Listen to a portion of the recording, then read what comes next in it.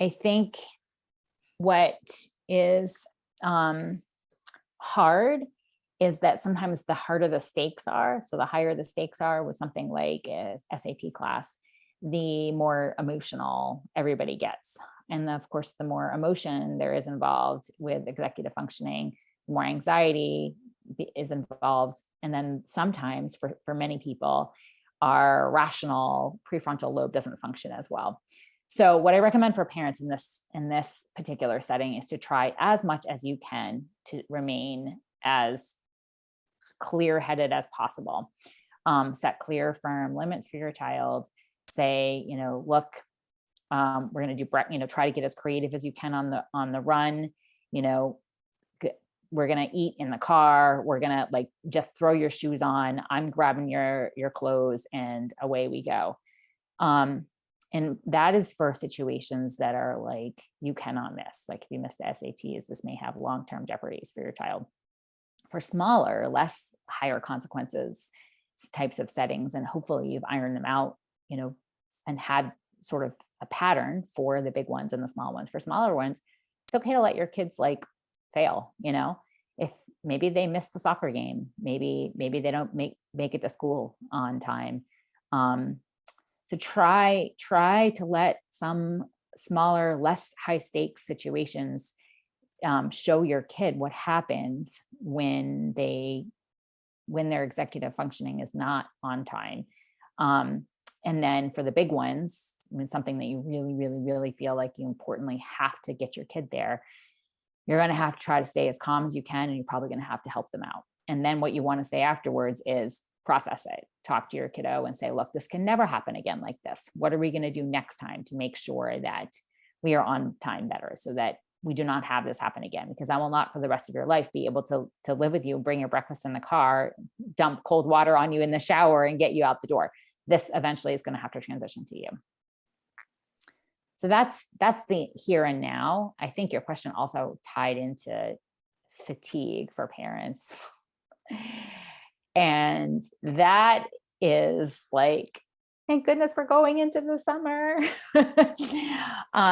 What I tell a lot of parents with kids who have ADHD and executive functioning issues is the summer is your time, and it's their time too. And the reason why is because kids with executive functioning brain, deficits, we call them deficits, but they're deficits only because we live in a world where we have to be on time and certain things have to happen in a certain way. But actually they have many strengths.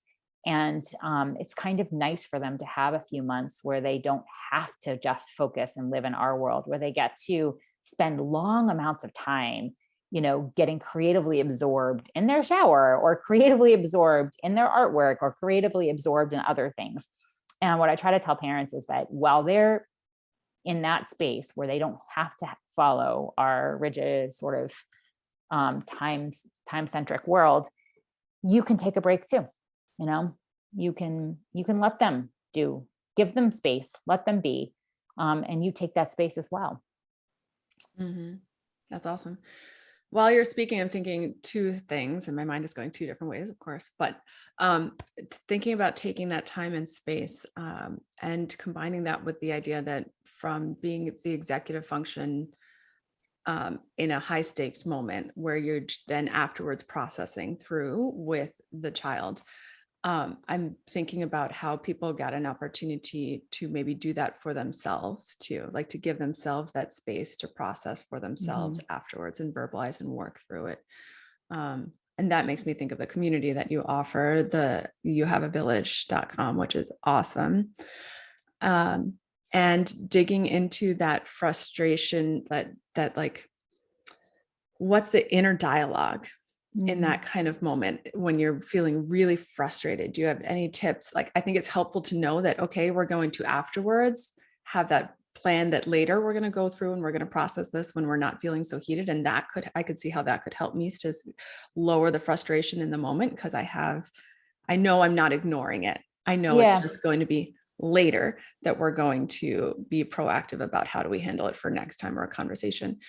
what else would be helpful for that inner dialogue? Because that inner dialogue can be so strong, or Mhm. even self-condemning thoughts of like, this always happens, it's me, it's my fault. Like that often comes up too. Yeah. And also just like, I'm done with this. Like, I can't keep doing this. Right. Um, I I think, like I said, I think the number one thing, and I remember writing an article about this, about how just getting my daughter to tie her shoes and leave the house one day was like just like so difficult. And so it just made me like lose my rational brain. And I think um that once you as a parent lose your rational brain, nothing good is going to happen.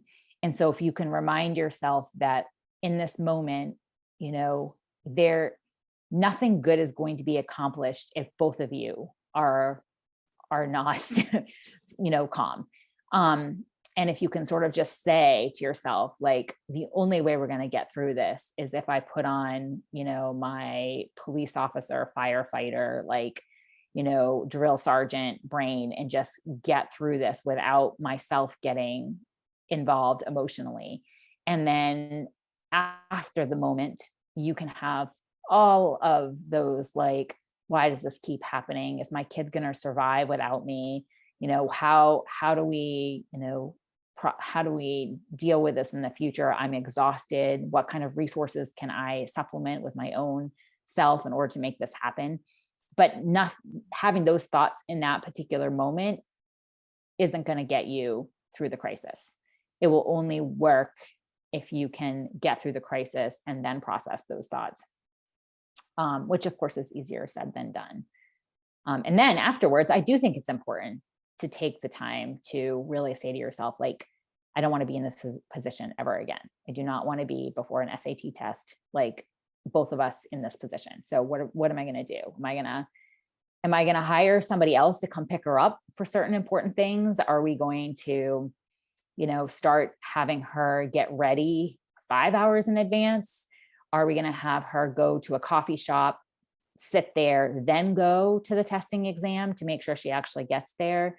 Are we going to try to schedule the test on a, later day, a later time? Like, how do we need different alarm clocks? Do we need a different alarm clock that works a different way?